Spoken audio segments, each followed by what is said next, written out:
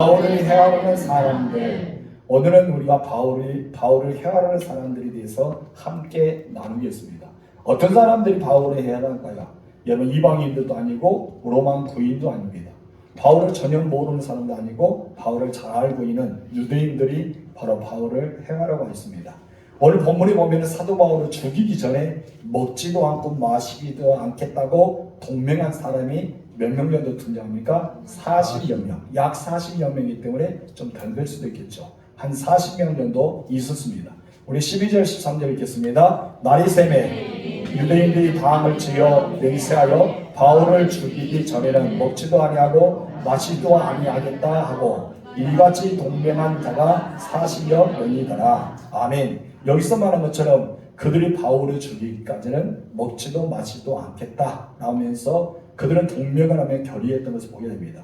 그런데 이런 사실을 예수님은 아셨어요. 어떻게 예수님은 그렇게 아실까요? 예수님은 우리의 생각을 아시고 우리의 마음을 아시고 우리의 모든 것을 아십니다. 어쩌면 예수님은 그것을 아시기 때문에 그 전날 밤에 바로 예수님께서 이 환상 가운데 바울에게 나타나서 말씀하고 있습니다. 바울이 어떤 말씀합니까? 두려워하지 말라는 것이죠.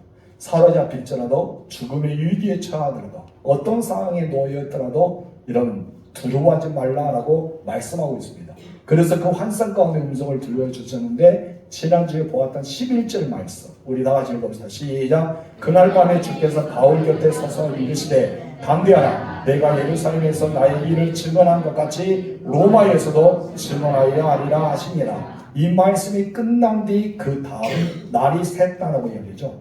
오늘 본문의 12절 말씀은 그 전날 밤에 바울이 주님의 환상을 보았습니다. 그리고 이런 말씀 줍니다. 너는 담대하라.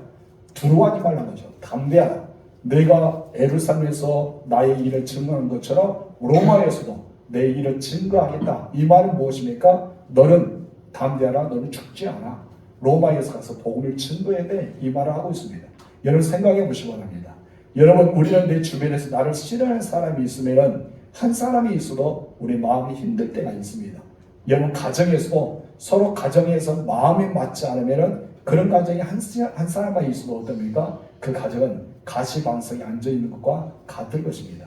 그런데 이런 한 사람이 아니라 몇 명입니까? 40여 명. 이 40여 명이 되는 사람들이 먹지도 않고 마시지 않고 바울을 죽이겠다고 결심하여서 그들 때를 지어서 바울을 죽이기로 결의한 사람들이 있었던 것입니다. 이것을 생각할 때 바울의 입장에서는 얼마나 힘들고 무섭겠습니까? 여러분 생각해보세요. 나를 싫어하는 사람 한 사람만 있다 하더라도 여러분 어때요? 마음이 괴롭겠죠. 힘들겠죠. 아픔이 있겠죠. 그런데 40명. 여러분 40명이 나를 미워한다. 나를 죽이기로 결의했다면 얼마나 힘들까요? 그런데 바울은 걱정이 있을까요? 안 했을까요? 안 했죠. 두려워했을까요? 무서워했을까요? 안 했을까요? 안 했습니다. 왜 그랬을까요? 바로 예수님께서 그 전날 밤에 담대하라. 너는 죽지 않는다. 로마에 가서 내 증인이 돼야 된다라고 말씀하셨기 때문입니다. 마치 우리에게 하신 말씀이요. 어떤 사람이 내게 해를 끼치더라도 수많은 사람들이 나에게 그렇게 아픔을 주더라도 우리 주님께서 하신 말씀은 담대하라. 내가 너를 통해서 복음의 사역을 하겠다라고 말씀하기 때문입니다. 우리가 가질 수 있는 것은 두려움이 아니라 무엇입니까? 담대함입니다. 우리가 가지고 있는 것은 바로 내 힘이 아니라 성령의 힘입니다. 우리는 언제나 이것을 잊지 않고 살아갈 줄 믿습니다.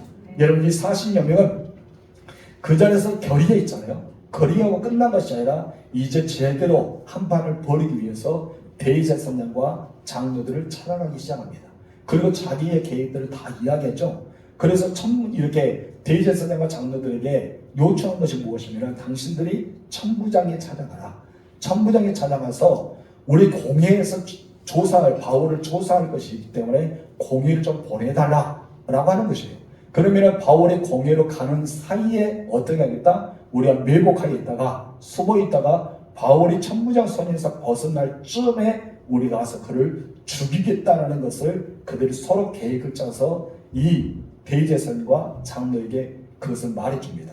우리 14절과 15절 읽어볼까요? 시작. 대제사장들과 장로들에게 가서 말하되 우리가 바울을 죽이기 전에는 아무것도 먹지 않기로 굳게 맹세하였으니 이제 너희는 그의 사실을 더 자세히 물어보려는 척하면서 공회와 함께 천부장에게 청하여 바울을 너희에게로 데리고 내려오라 하라. 우리는 그가 가까이 오기 전에 죽이기로 준비하였노라 하더니 하마도 가까이 오기 전에 매복하였다 준비하겠다. 하마도 무엇에게 죽이기로. 그래 대제사장과 장로들은 살인의 음모를 겉으로는 드러내지 않습니다. 이 대제사장과 장로들은 살인을 하고 싶었어요. 이 바울을 죽이고 싶었는데 내면적으로는 어떻습니까? 협조하기로 결의합니다. 외면적으로는 이런 종교 지도자이기 때문에 그렇게 보이지 않겠죠. 그 마음속에는 어떻습니까? 이미 한번 그렇게 결의를 맺은 적이 있었어요. 어느 때입니까? 바로 예수님을 죽이기로 결의 맺었던 사람입니다. 이 사람들은 늘 죽이기로 결의합니다. 하나님은 살리는 분이라면 이런 사람들을 죽이는 사람입니다. 여러분들은 하나님의 사람입니까? 아닙니까? 어떤 사람이에요? 하나님의 사람이죠. 그럼 여러분들은 어떤 표현을 써야 돼요? 죽이기로 결의해야 됩니까? 살리기로 결의해야 됩니까? 아멘. 여러분들 살리는 사람이에요. 그래서 우리는 생명사역자입니다. 따라서 나는 생명사역자이다. 우리는 복음을 사람을 살려야 되죠. 복음을 사람을 치료해야 돼요. 복음을 사람을 세워나가는 든든한 각 지체가 살아는 교회로 만드는 성장구가 있다는 것을 잊지 마세요. 우리는 계속 자라야 돼요. 멈춰 있는 것이 아니라 자라서 움직이는. 한마디로 우리는 어떤 사람입니까? 움직이는 공동체예요. 그렇기 때문에 언제나 우리는 죽이는 것이 아니라 살리는 쪽에 선택해야 됩니다. 그런데 여기서 보니까 40여 명은 무엇을 선택한 거예요? 바울을 죽이기로. 그들은 몰랐을 거예요. 우리가 바울을 해친다는 사실이 예수를 대적하고 있다는 것, 하나님을 반대하고 있다는 것을 모를 거예요. 근데 이렇게 행했던 사람이 있어요. 누굴까요? 바울이죠. 바울이 그와 같이 했어요. 왜? 알지 못할 때. 그래서 바울이 그런 말을 하잖아요. 내가 전에 알지 못했던 예수를 핍박하고 예수를 믿는 사람을 죽이기도 하고 예수를 믿는 사람을 옥에 갇히기도 하고 때리기도 했다. 그러면 나는 핍박자다라고 이야기를 했습니다. 그래서 그는 계수 중에 한 사람이다라고 고백할 정도로 예수를 알기 전에 그랬단 말이에요. 아마도 이 사람들이 예수를 모를 때이기 때문에 바울을 죽이기로 결의했던 것을 보게 됩니다. 여러분 그러나 이 장로와 대제사장들은 바울을 죽이기 더 많이 싶었을 거예요. 더 죽이고 싶은 마음이 있을 거예요. 왜요? 자기들의 위치가 지금 흔들리기 생겼거든요. 바로 예수 그리스도를 증거하는 이 모습에서 수많은 사람들이 누구를 따르고 있어요? 대제사장을 따르는 것이 아니라 그 마음은 누구에게 향했어요? 바울에게로 향해 있습니다. 그래서 많은 유대인들과 수많은 대제사장들 그 따르는 제사장들과 그리고 서기관들, 사두개가 바리새인들이 예수를 믿기로 결의한 사람들도 있었다는 사실을 우리는 알아야 됩니다. 여러분, 그런 이 대제사장들이 또 장로들이 왜 바울을 죽이고 싶었을까요? 그 안에는 배후의 세력이 있었어요. 언제나 그들의 배후의 세력은 누구일까요? 사탄이 있다는 것입니다. 이들의 배후는 사탄이 있다. 그래서 우리는 사탄의 음모를 알고 파헤치는 우리가 될 줄 믿습니다. 그래서 저는 여러분들에게 부탁할 것은 저를 위해서 많이 기도해 주세요. 그리고 한국교회 목회자를 위해서 기도해 주세요. 성령의 인도를 받는 목회자가 돼야지 사탄의 도구로 쓰임받는 이 목회자가 되면 안 되겠죠. 제가 사탄의 도구로 쓰임받으면 여러분들은 정말 불쌍한 거예요. 그렇죠? 생명이 없는 말씀을 증거하고 인기된 말씀을 증거하고 여러분이 듣기 좋은 축복의 메시지만 증거하고 저에게는 인기만 얻으려고 할 겁니다. 그러면 여러분들 영혼은 어때요? 듣기는 좋은 것 같아도 이상의 내 영혼이 점점 침체되는 거예요. 그러면 여러분 가시 같은 말씀, 때로는 칼 같은 예리한 말씀, 아니면 살아있는 하나님의 말씀, 성령의 도구로 쓰임받으면 여러분의 말을 들을 때는 아픔이 있고 따끔하지만 뒤로 되돌아보면 어떻습니까? 은혜가 된다는 것이죠. 우리는 영혼을 살리는 사역을 해야 됩니다. 우리는 말씀을 위해서도 여러분 많이 기도해야 돼요. 그래서 우리 목사님이 또 이 대한민국의 한국교회 목회자들이 온전히 하나님의 도구, 성령의 도구와 쓰임받기 위해서. 그러나 이 바울 시대 때는 그러지 못했다는 것이죠.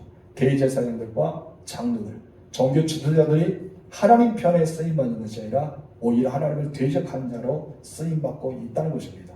여러분들이 하나님 편에 쓰임받기 바랍니다. 그래서 하나님이 기뻐하는 사람, 그리고 주변의 사람들에게 하나님의 성령의 은혜로 감동을 시키는 사람. 저는 그래서 늘 그렇게 말해요. 우리는 은혜를 많이 받아서 우리는 요단강처럼 늘 흘러버려요. 갈릴리 호수가 돼야 된다는 것이죠. 예수님의 3분의 2의 사회가 어디입니까? 갈릴리 지역이죠. 이런 갈릴리는 왜 갈릴리 지역에 있을까요? 생명이 있기 때문입니다. 거기는 어부들이 모였어요. 수많은 물고기 떼가 있었습니다. 많은 사람들이 모여들었어요. 그러면서 이 물도 공급을 받습니다. 수많은 골짜기에서 내가에서 공급을 받아서 어디로 모입니까? 갈릴리 호수로 모이죠. 그래서 갈릴리는 호수의 위에 보면 산들이 계곡산들, U자형의 계곡들 말이에요. 그렇기 때문에 그 계곡들에서 바람이 거세게 불잖아요. 그런 갈릴리 호수가 가만히 있지 않죠. 요동을 칩니다. 여러분께서 이 갈릴리 호수, 저호수가 풍랑으로 배가 뒤집을 정도로 그렇게 풍랑이 일어났다는 상상이 됩니까? 안 되죠. 저수지가 그랬단 거예요. 호수가 그랬단 거예요. 그러다가 이 U자 계곡에서 얼마나 바람이 세게 불었으면 이 바다처럼 그렇게 풍랑이 일어날까요? 그래서 갈릴리 호수를 무엇으로 부릅니까? 바다라고도 칭할 정도로 그런 위대한 것을 있다는 것입니다. 그런데 그 갈릴리 호수는 생명 사역을 감당했던 그런 호수 중에 하나입니다. 그래서 어디로? 요단강으로 흘려보냅니다. 어디까지 이릅니까? 사해까지 이르죠. 근데 사해는 왜 죽은지 아세요? 그냥 물이 고여있기 때문에. 보낼 데가 없어요. 그냥 받기만 합니다. 우리들은 성령을 받기만 해서는 안 됩니다. 우리는 은혜를 받기만 해서는 안 됩니다. 내가 하나님의 충만한 사랑을 받기만 하면 안 되죠. 우리는 갈릴리 호수를 만들어서 흘려보내야 돼요.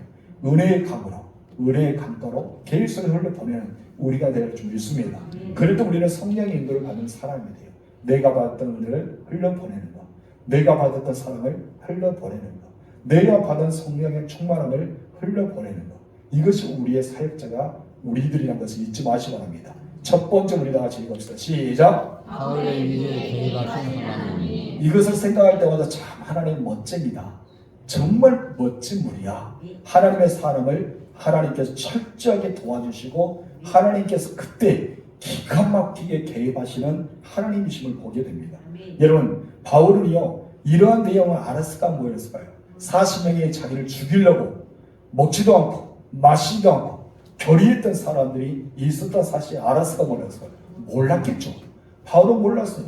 몰랐는데 그때 그런데 바울이 이 사실을 알게 되었습니다. 어떻게 알게 되냐? 첫 번째, 사람을 통해 일하십니다. 첫 번째, 누굴 통해 일하신다? 하나님은 나를 도와주기 위해, 나의 정보를 주기 위해 사람을 통해 일하시는데 바로 바울의 승질이라는 사람이 등장합니다. 그는 누구인지를 몰라요. 친척 중에 한 사람인데 그가 어떤 사람인지 모를 그런 승질이 하나가 있는데 그 음모에 대해서 바울에게 다 이야기해 줍니다. 16절 읽겠습니다. 시작. 그들이 매복하여 있다 함을 듣고 와서 영내에 들어가 바울에게 알린지라. 그들이 매복하여, 이 그들이라는 것은 누굽니까? 40여 명. 바울을 죽이기 위해 먹지도 않고 마시지도 않기로 맹세했던 그런 맹약했던 사람들이 사실은 매복하여 너를 죽이려고 하고 있다라고 바울에게 알린 거예요. 여기서 바울의 생제는 누군지 모르죠. 그러나 그가 유대 사회 중에서 한 사람이 있던 것. 전 유대인 중에도 같이 이야기할 수 있는 그런 사람들 중에 한 사람이었던 걸 보게 됩니다. 정보가 새어나간 거예요. 어떻게 보면 스파이가 그곳에 있었어요. 간첩이 있었어요. 설마 이 사람이 간첩이 있다고 몰랐는데 어느 순간 간첩이 있습니다. 혹시 여러분의 주변에 함께 지내고 있는 사람들 중에 간첩이 있을 수 있습니다. 잘 생각해 보세요. 누구야? 간첩이. 누구야? 나하고 잘 지내고 내 이야기 다 했는데 누가 내 이야기 다 누가 했지? 그 간첩이 있단 거예요. 그 간첩이 누구였다고요? 바울의 생질. 이 바울의 생질이 간첩이. 만약에 이 생질이 고잘질 않았다면 어떻게 됐어요? 바울은 죽었어요. 그러죠. 매복하였다가. 이거 어떤 면 기가 막히거든요. 천부장도 여러분 대제사장과 장로들의 말에 어떻습니까? 무시할 수 없어요. 천부장은 어떤 사람입니까? 정치인이에요. 얘는 다른 어떤 면은 자기는 로마의 제국에서 통치하고 있는 나라이지만은 이 정치인은 누구의 힘을 받아야 돼요? 바로 유대사의 종교 지도자들, 정치 지도자들의 힘을 얻어야 돼요. 그래야지만 자기가 사역하는 동안 이 유대 땅에서 평안하게 자기가 통치하면서 사역하고 있습니다. 빌라도가 왜 대제사장과 장로들의 말을 들을 수밖에 없었을까요? 예수는 왜 십자가에 못 박힐 수밖에 없을까요? 다 그런 이유 중에 하나였던 것이죠. 여러분 죄가 없다고 선언했잖아요. 그런데 예수님은 십자가에 넘겨놓잖아요. 이것이 바로 그런 관계 중에 하나인 것이죠. 그렇기 때문에 이 천부장은 바울의 편에 쓴 것보다는 어쩌면 그 대제사장과 장로들이 요구를 한다면 내어줄 수밖에 없는 공회에 가서 재판을 다시 받으라라고 할 수밖에 없는 그런 입장이 있다는 사실을 우리는 알면서 이 성경을 읽어야 됩니다. 그런데 하나님께서 개입하셨다 했잖아요. 누구를 통해 개입하셨다? 바로 사람을 통해 개입하셨다는 것이죠. 그것도 바울의 생제. 이 생젤이 와서 바울에게 다 알려줍니다. 그러나 여기서 우리가 굉장히 중요한 한 가지 사실은 바로 하나님께서 바울의 위기를 직감하셨어요. 그리고 그 위기를 피할 길을 내어주셨습니다. 저는 여기서 성경을 그런 생각해 보세요. 내가 시험이 다가오잖아요. 그러나 내가 감당할 수 없는 시험이 다가오면 무엇을 주신다? 피할 길도 내어주신다. 바울이 40년을 감당할 수 있어요? 없겠죠. 그러나 하나님은 피할 길을 내려주셨어요. 그리고 생각지 않은 방법으로 그 위기에서 하나님이 건져주고 계신다는 사실을 여기서 봅니다. 여러분들도 이런 은혜가 임하길 바랍니다. 사실 우리도 그런 것을 있을 때가 있지 않습니까? 우리도 생각해 보면 많이 있어요. 그럴 때가 많이 있어요. 내 주변에 여러 가지 위기에 일어나고 있는데 우리는 모를 것 뿐이지 알고 있을 때가 많다는 것이죠. 지나가 보니까 참 많다. 저도 운전하다 보면 깜짝 놀랍니다. 우리가 중앙대를 잘 지나가다가 순간 핸들이 놓칠 때가 있어요. 그럼 어떻게 합니까? 박을 수밖에 없는 상황인데 그때 어떻게 안전하게 그 갈이 철렁할 정도로 그 위기에서 벗어날 때가 있다는 것이죠. 그때 저는 생각해 봅니다. 하나님께서 은혜를 내려주셨구나. 아직도 내 사역을 해야 될 일이 있구나 하면서 그런 생각이고요. 그래서 순간 어떻습니까? 차를 타고 있는데 버스가 아니면 덤프트럭이 중간에 쑥 들어올 때 얼마나 마음이 궁창합니까? 우리는 그럴 때 어떻습니까? 야, 하나님께서 이 위기에서 건져주셨구나. 수많은 위기 속에 살아갑니다. 우리가 하루 동안 살아왔고 여기까지 이른 것은 다 하나님의 은혜입니다. 오늘 여러분이 무슨 일이 있을지 어떤 일이 내게 다가올지 모르잖아요. 그래서 아침에 나간 사람 잘 다녀올게라는 것은 그냥 인사만이 아니라 정말 마지막 인사도 될 수 있다는 거예요. 그래서 나 다녀왔어 라는 말은 무엇입니까? 안전하게 도착했던 말. 얼마나 좋습니까? 여러분 어쩌면 마지막 인사, 나 다녀올게 이 말이 마지막 인사일 수도 있잖아요. 그럼 우리는 어떻게 반응할까요? 가든말든 됐던 걸 것이 아니라 그래 안전하게 잘 다녀와. 우리는 맞장구 쳐줘야 되죠. 그래야지만 혹시나 무슨 일이 있으면 내가 덜 서운하잖아요. 만약에 나 다녀올게 했는데 안 돌아왔어요. 그러면 우리는 생각해 봅니다. 3일 동안 얼마나 슬픔에 잠겨 있을까요? 내가 그 말을 해줄까? 잘 다녀오라고 해줄까? 마지막 인사인지 모르고 이렇게 보낼 뻔하면서 슬픔에 잠길 거예요. 여러분 우리들은 그런 위기 속에 살아가지만 오늘 이 시간 여기까지 오게 되었습니다. 여러분 무슨 사건이 벌어지고 있는데 그것이 하나님께서 미리 막아주셨기 때문에 우리가 오늘 여기까지 이르렀다는 사실을 여러분 아시기 바랍니다. 우리는 그 자체가 은혜란 것이죠. 나중에 보면은 야 하나님이 개입하셨구나. 하나님께서 개입하셨는데 그냥 하나님은 모르게 개입한 것이 아니라 나중에 흔적을 남겨요. 흔적을 남겨서 야 내가 너를 구원해 줬어. 내가 너 그것을 건져 주었어. 내가 이런 사건에서 너를 도와주었어 하면서 흔적을 남겨주는 것이 있는데 본문에도 그것이 나와 있습니다. 바로 흔적이란 것이죠. 수많은 일 속에서 죽을 수 있는 상황에서 아니면 많은 위기가 있었는데 그때마다 하나님이 여러분들을 보호하셨습니다. 여러분들을 지켜주셨습니다. 그리고 여기까지 이르게 하셨다는 것입니다. 그렇기 때문에 우리는 하나님께 감사해야 되겠죠. 여러분 하나님이 하시고자 하면 하나님이 하고자 하면 하나님이 해내고자 한다면 여러분 1000명이 우리에게 달려들지라도 10,000명이 우리에게 달려들지라도 하나님은 어떠합니까? 넘어지게 합니다. 1000명을 넘어지게 하고 10,000명이 넘어지게 합니다. 우리는 엘리사에 대해서 예를 들었잖아요. 엘리사가 있는데 그것에 수많은 아람 군대가 여러분 담을 쌌습니다. 포위했습니다. 어쩌면 엘리사와 그의 종이었던 사만 있을 뿐 어쩌면 사마리아 군사들 전혀 도움을 줄 수 없는 그런 일이 있었습니다. 그러니까 여러분 하나님께서는 더 큰 군대로 또 무장한 불명과 불말로 엘리사를 보호하고 있었던 사실은 우리는 성경을 통해서 알 수 있습니다. 그래서 그 과거에 설악 같은 정말 있을 수 없는 상황 같은 이야기의 한 불가능한 성경의 내용이 아니라 오늘날 여러분 가운데는 천군과 천사가 있다는 것이죠. 내가 눈으로 보이지 않기 때문에 내가 눈으로 볼 수 없기 때문에 믿어지지 않지만 분명히 있다는 사실을 기억하세요. 여러분 그것을 우리가 믿어야 돼요. 아멘. 나는 천군과 천사가 지키고 있다. 아멘. 내게는 하나님께서 도와주는 우리를 돕는 천사를 한 명씩 우리에게 보내주었다는 것이죠. 그럼 우리가 기도할 때 요한계시록 보니까 성도는 이 기도를 담아서 천사가 하나님께 올라가잖아요. 아멘. 여러분 향단에 남아서 올라가기 때문에 내가 기도할 때 누가 나를 도와줘요? 기도한 영도 있지만은 천사가 도와준다.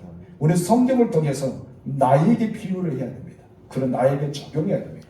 그렇다면은 정말 우리가 사방의 우겨싸움을 당하여도 여러분 답답이를 겪을지라도 우리는 위기를 처할지라도 그때마다 여러분 승리할 수 있었던 것은 바로 하나님이 개입하셨기 때문입니다. 여러분 모든 상황 속에 두려워하지 마세요. 위기가 찾아온다 무서워하지 마세요. 그때 하나님을 구하십시오. 그리고 여러분의 옆에 있는 천군과 천사를 여러분 명령하세요. 그리고 여러분의 명령을 수정을 두는 천사들입니다. 분명히 하나님의 역사는 일어날 줄 믿습니다. 이 시간에도 하나님의 성령이 여러분 도우신 줄 믿으시기 바랍니다. 우리 17절에 15절 읽겠습니다. 시작. 아리한 백부장을 성하여 이르되 이 청년을 천부장에게로 인도하라. 이게 무슨 할 말이 있다 하니 천부장에게로 데리고 와서 이르되 제서 바울이 나를 불러 이 청년이 당신께 할 말이 있다여 데리고 가기를 청하더니라 하매 천부장이 그의 손을 잡고 물러가서 조용히 묻되 내게 할 말이 무엇이냐 아멘. 사도관이 이런 음모에 대한 소식을 누구에게 말합니까? 백부장이 말해요. 왜 천부장이 먼저 말하지 않고 백부장이 말했을까요? 여러분 보고도 어떠한가? 순서합니다. 우리는 이것 참 배울 수 있어요. 참 바울은요 머리가 비상합니다. 만약에 백부장이 말하지 않고 천부장이 팍 전달해서 어떻게 했을까요? 이 백부장이 뒤통수 맞을 뻔했어요. 그렇죠? 그런데 이 바울은 참 사람이 됐어요. 사람이 돼서 순서를 잘 지켰어요. 그래서 백부장을 통해서 누구에게 말할 수 있도록 천부장이 말할 수 있도록 우리 이런 지혜도 있어야 됩니다. 이 사실을 그대로 고합니다. 그런데 우리 여기서 지난밤에 나타난 주님의 음성을 우리는 다시 한번 새겨야 됩니다. 바울의 입장은 지금 이제 두로 입장일까요? 만약 바울의 입장이 40여 명이 매복하게 돼 있다면은 그 전날 밤에 주님께서 음성을 들려주지 않았다면은 바울은 떨고 있을 거예요. 무서워서 벌벌 떨었을 거예요. 생진이 말했지만은 어떻게 할지 모를 상황에 있을 수도 있잖아요. 갑자기 누가 나에게 40명이 나 주위에 있다. 나에게 미워하고 있어. 우리는 그때만 생각해서 마음이 두근두근하고 막 분노가 일어나고 어떻게 그럴 수 있을까 하면서 어찌 이리저리 어떻게 할지 모르는 상황에 놓여 있을 겁니다.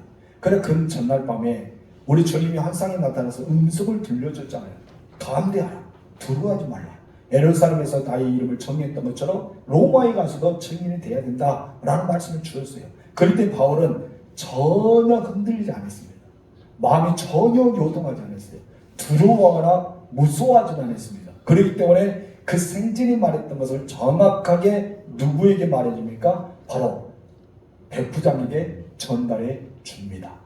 그리고 제수의 신분이기 때문에 바울이 데려간 것이 아니라 백부장은 누구에게 데려갑니까? 생지를 데려다가 천부장 앞에 세우게 되는 것까지 오늘 보았습니다.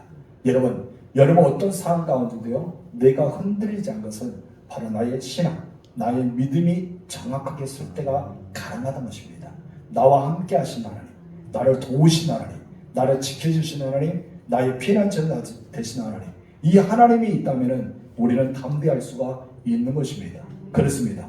여러분이 기도하면 우리 주님께서 확신을 주십니다. 아멘이십니까? 그러면 어떤 일을 당해도 여러분 결코 흔들리지 않을 것입니다. 분명히 주님은 여러분과 함께 하시기 때문입니다. 여러분이 더 주님을 가까이 하고 동행하신다면 어떤 위기가 다가오고 어떤 위기가 여러분 덮치더라도 전혀 문제가 되지 않죠. 왜? 우리 주님이 이 위기에 개입하시고 모든 위기를 막아주시고 여러분께서 선하게 이끌어주신 하나님이기 때문입니다. 여러분 어떤 상황에 놓여있더라도 흔들리지 마시기 바랍니다.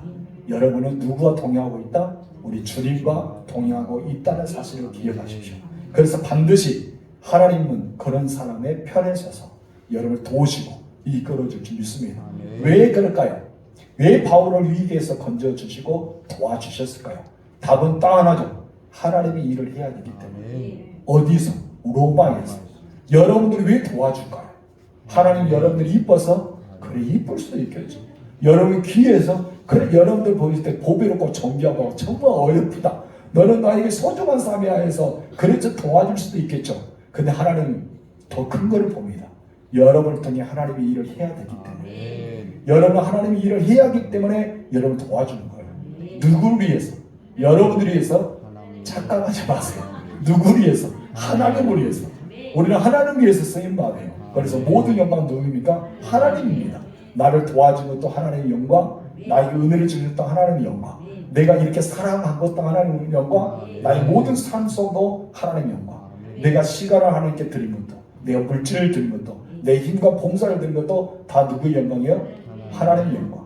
여러분 때문이 아니에요. 우리는 단지 무엇이나 도구일 뿐이다. 인생을 논하면 인생은 무엇입니까? 풀과 같다, 안개와 같다, 꽃과 같다. 그냥 시들고 그냥 져버리고 없어지는 인생이 우리들이다. 저 하늘에서 어떻게나 영원하다. 저 하나님의 나라에서는 영원하다. 그 은혜가 여러분의 있다는 사실을 기억하시기 바랍니다.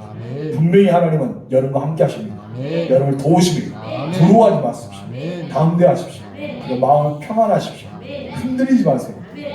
흔들린다고 해서 내 또 흔들린 간대처럼 이렇게 해야 되고 저렇게 해야 되고 하지 마시고 믿음 없는 것처럼 살지 말고 믿음의 사람 되시기 바랍니다. 기도할까요? 하나님 감사합니다. 오늘 12절에 19절의 말씀을 통해 다시 한번 우리가 확신을